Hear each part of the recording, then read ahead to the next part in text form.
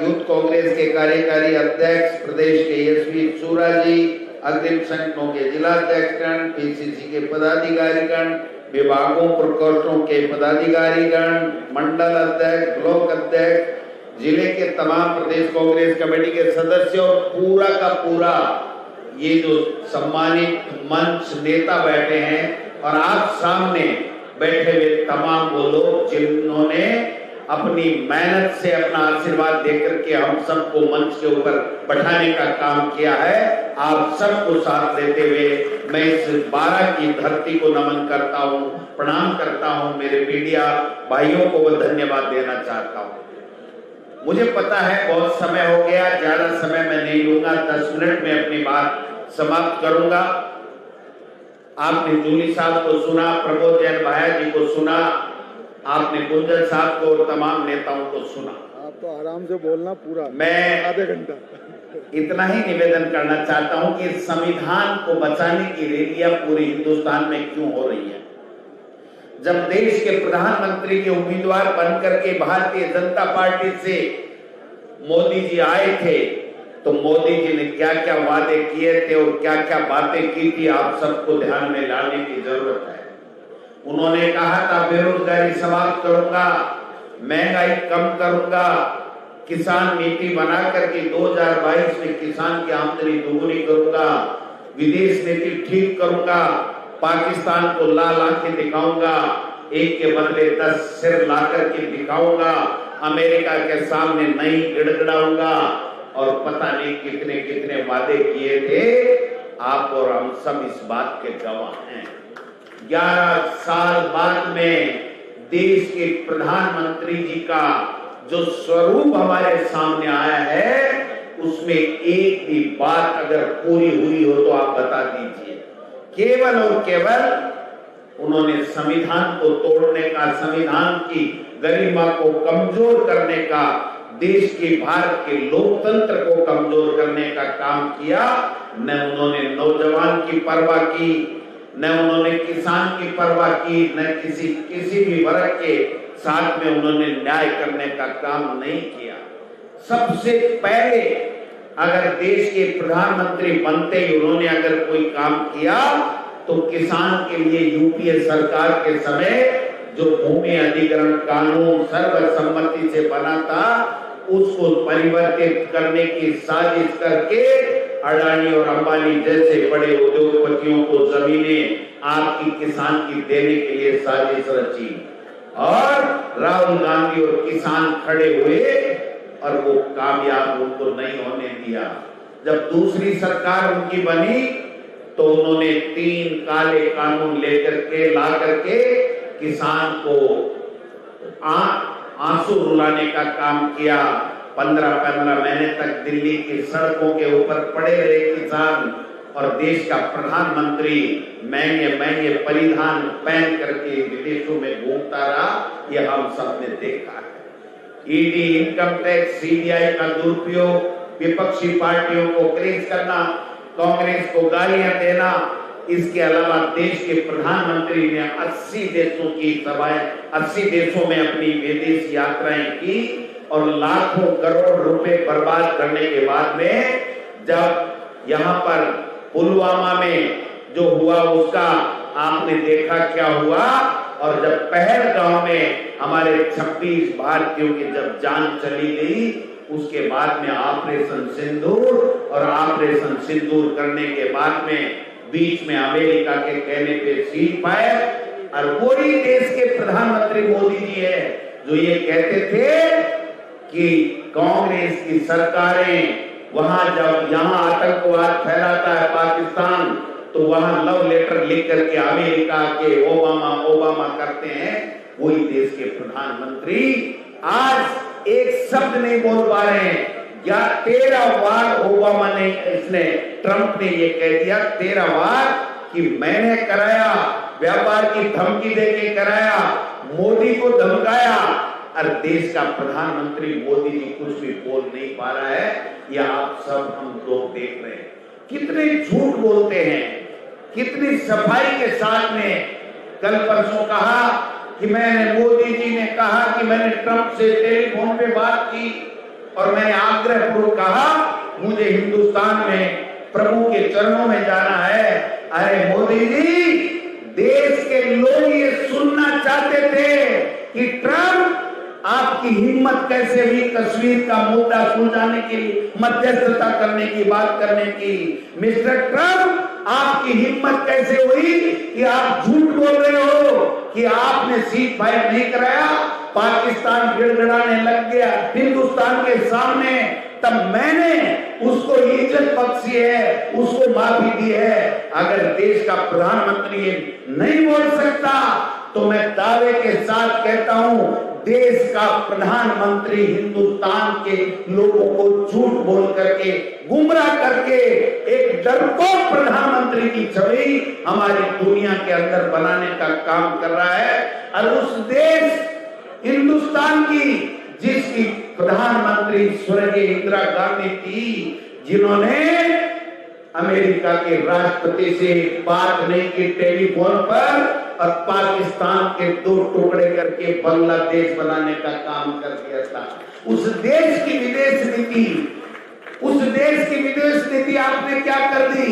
उस देश की विदेश नीति ये कर दी कि जब संकट का समय आया तो एक देश 80 देशों की यात्रा करने वाले मोदी जी के पक्ष में एक देश ने आवाज नहीं उठाई कि पाकिस्तान का इस प्रकार से आतंकवाद को प्रश्रय देने के खिलाफ हम लोग निंदा करते हैं।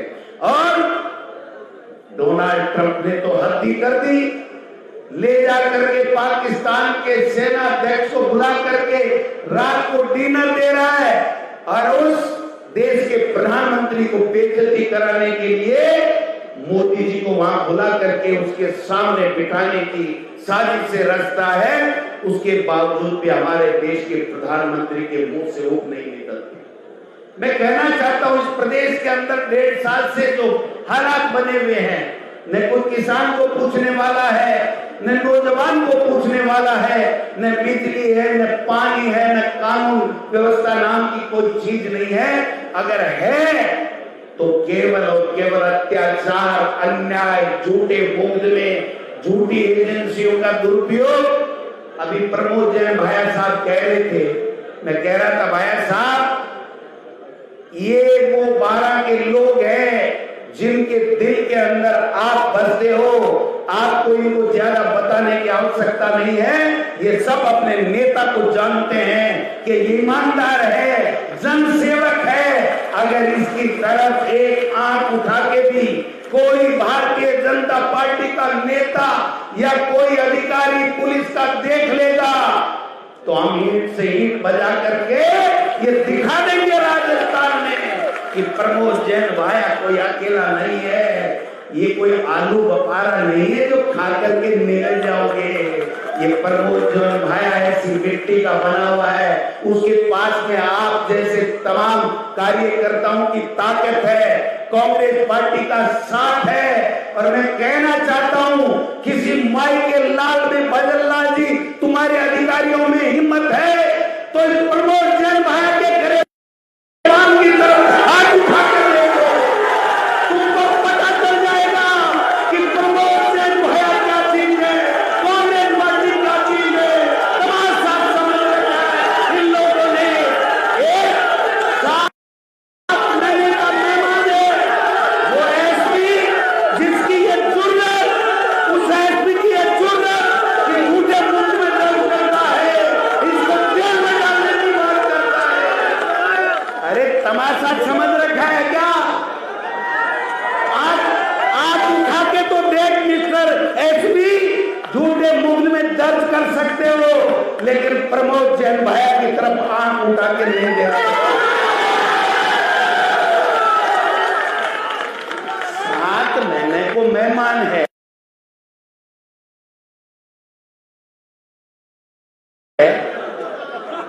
आज नींदगी भी कर रहे मेहमान है और वर्दी का रोब दिखाता है। अगर कोई अपराधी है, अगर किसी ने गलत काम किया है तो जो कानून कहता वो करो, लेकिन डरा करके यहाँ भारतीय जनता पार्टी का पिट्ठू गुलाम बन करके अगर कोई अधिकारी चलेगा तो उसको हम लोग बता देंगे कि कांग्रेस क्या चीज है।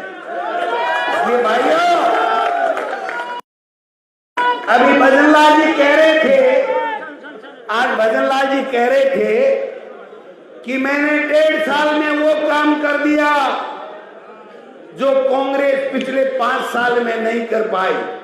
बात तो सही है, बात तो सही है।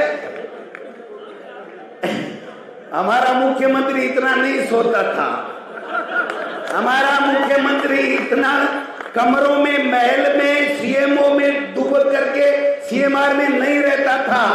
और अभी कह रहे थे कि ट्वीट करने वालों को मैं कहना चाहता हूं मुकाबला कर लो। अरे मुकाबला तो छोड़ो, योजनाओं की बातें तो छोड़ो, पहले अपनी ट्वीट तो सही कर लो। ट्वीट ही करना नहीं आता आपको, ट्वीट करना नहीं आता हमारे मुख्यमंत्री को। उनके ट्वीट निकाल के देखना, मैं आज कह रहा हूं, उसकी थोड़ी बहुत रीस तो बढ़ जाएगी, लेकिन बढ़ जाने दो, वापिस ठीक कर देंगे। लेकिन जब सीएमओ में समीक्षा बैठक होती है, उसके बाद में जो मुख्यमंत्री ट्वीट करता है, उसमें मुख्यमंत्री तो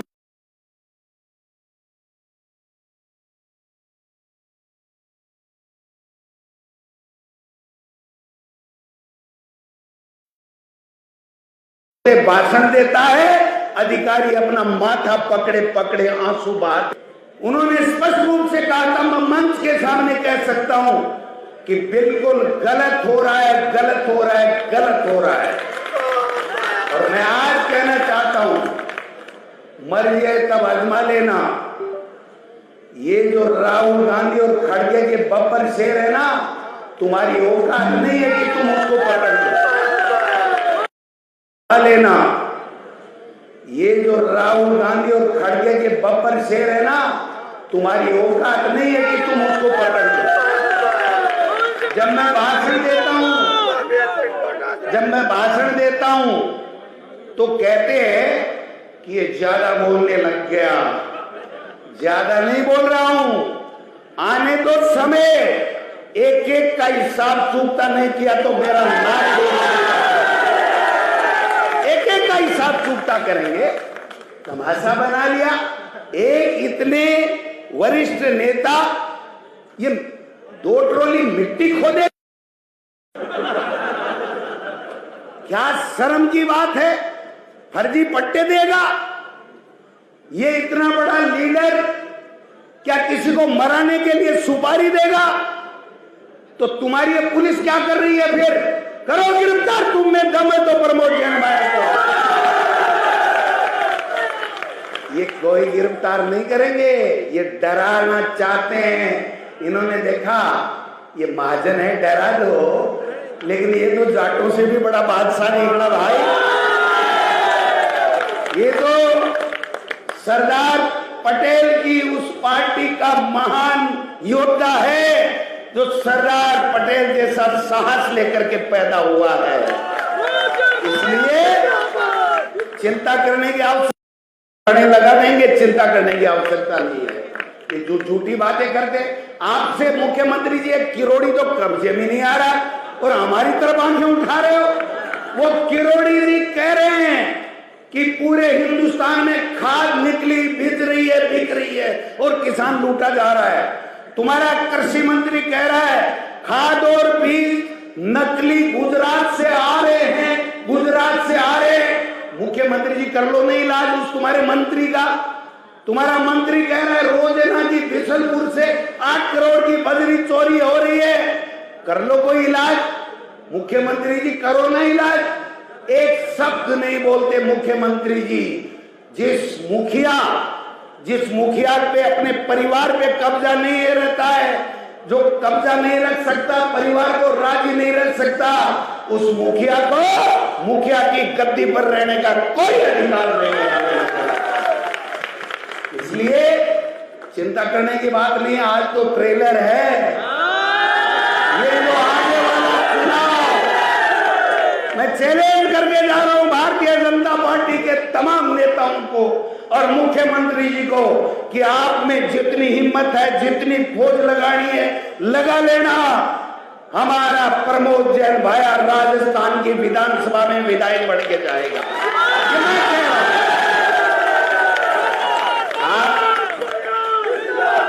आप दूसरों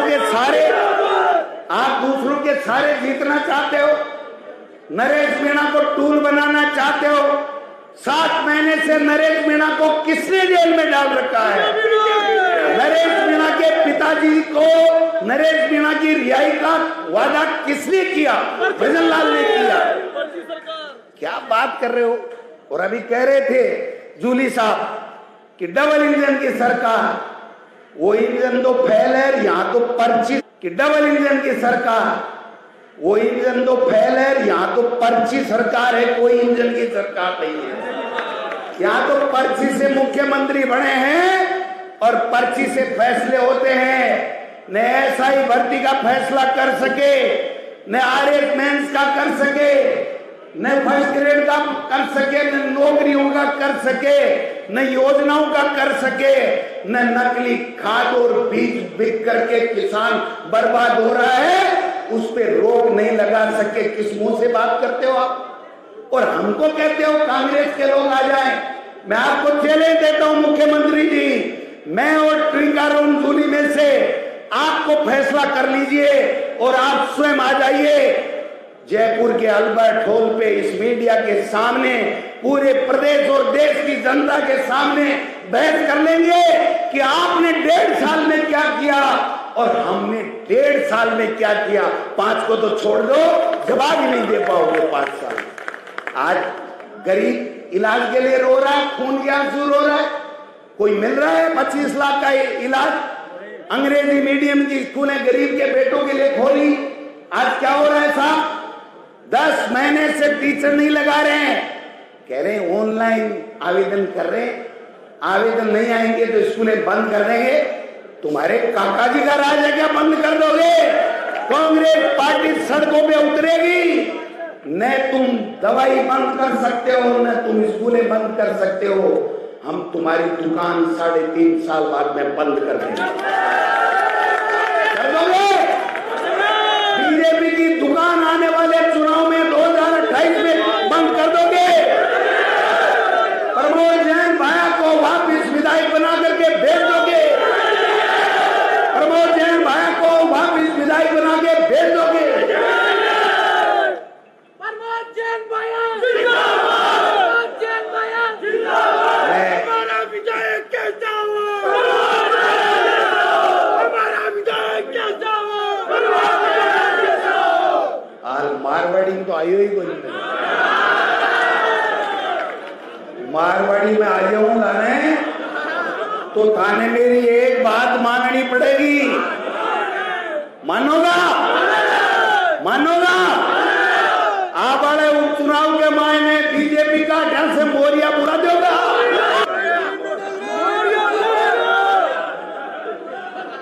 देखो बहुत समझदारी के साथी के रूप में कांग्रेस पार्टी का काम करें।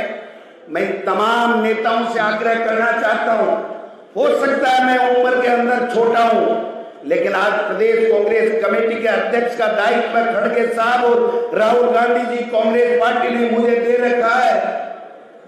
कांग्रेस पार्टी के खिलाफ जो व्यक्ति अंदर रह करके उसकी खिलाफत करेगा वो कांग्रेस में नहीं रहेगा, वो कांग्रेस में नहीं रहेगा। जरूरत नहीं है हमें ऐसे लोगों की। कांग्रेस में है तो सच्चे मन से कांग्रेस के लोगों की मदद करो। जो कांग्रेस पार्टी का संगठन आला कमान जो फैसला करे उस फैसले के साथ तन मन धन से लग जाओ। आने वाला कल कांग्रेस पार्टी का और आपका होगा, ये मैं कह के जा रहा हूं। इसलिए भाया जी आप तो खुले घूमो बाजार के बीच में, बाजार के बीच में खुली गाड़ी में प्रमोद जैन भाया है, आया है, नई रोशनी लाया है कि नारे लगाते हुए चलो। किसी के माई की लाल हिम्मत नहीं है कि प्रमोद जैन भाई की तरफ आंख उठा के देखिए। हम कानून का सम्मान करते हैं, हम कानून का सम्मान करते हैं, संविधान को मानने वाले लोग हैं। अगर कोई अपराधी है, कोई अत्याचारी है, कोई अन्याय करता है, उसके खिलाफ अगर हमारा कानून, हमारी सरकारें, हमारी पुलिस अगर कोई कार्रवाई करती है तो हम कांग्रेस के लोग उसका समर्थन करने को तैयार है। अपराधी को बचाने के लिए हमने ठेका नहीं ले रखा है, लेकिन गलत बात, और वो भी 7 महीना को मेहमान, 7 महीने का मेहमान अगर आंख दिखाए तो उसको कहना चाहता हूं, अरे मेहमान जी, ये रिटायरमेंट के दिन बहुत मुश्किल कटते हैं, कोई चाय पिलाने वाला नहीं मिलता है। इसलिए ईमानदारी के साथ में आप, भगवान ने आपको IPS बनाया, IAS बनाया है। ईमानदारी के साथ में लोगों की सेवा करो, न्याय करो, सब लोग सम्मान करेंगे। हर व्यक्ति का सम्मान उसके खुद के पास में है। अगर मैं सही आचरण करूंगा, संस्कारी काम करूंगा, संस्कारी व्यवहार करूंगा तो मेरा सम्मान होगा। अगर मैं गलत काम करूंगा, किसी के दबाव में आकर के गलत काम करूंगा तो मेरा सम्मान नहीं होगा। इसलिए एसपी साहब, अपना सम्मान बरकरार रखो, रीढ़ की हड्डी को सीधी रखो। किसी बीजेपी के नेता के सामने झुकाने की आवश्यकता नहीं है, ये मैं आपको निवेदन करना चाहता हूँ। आप सब लोग आए हो, जाओगे भी, बरसात फिर आने वाली है, हम भी जाएंगे। हमारे जूली साहब कह रहे थे कि भाई 10 बजे से लोग बैठे हैं, अब 5 बजे हम क्या भाषण देंगे। मैंने कहा ये कांग्रेस और प्रमोद जैन भाया के दीवाने हैं, हमारे सुनने से पहले नहीं जाएंगे, ये मैं कहना चाहता हूँ। फिर आएंगे, मिलेंगे, इनसे 2-2 हाथ भी करेंगे, आंख में आंख मिला के बात भी करेंगे और चुनाव जीत करके जाएंगे। इन्हीं शब्दों के साथ आप सब लोगों का बहुत बहुत धन्यवाद।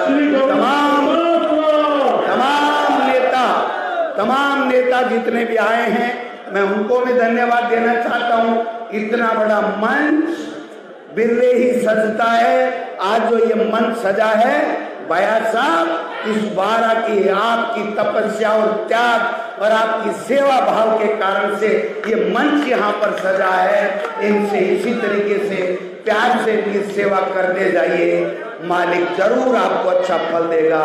इन्हीं के साथ आप लोगों ने हमें बुलाया, मान सम्मान दिया।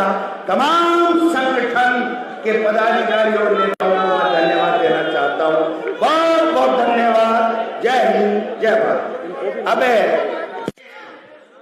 कुछ लोग भारतीय जनता पार्टी छोड़ करके कांग्रेस ज्वाइन करना चाहते हैं। 2 मिनट उसमें लगेंगे, 2 मिनट एक बड़ी माला में लगेंगे और 4-5 मिनट के बाद में हम सब यहाँ से जाएंगे। आप सबका बहुत बहुत धन्यवाद। ज्वाइन कराने वाले लोगों को ले आओ। अरे पहले ज्वाइन वाले को ले आओ पहले। अरे इधर दो, आ जाओ, साइड में आओ।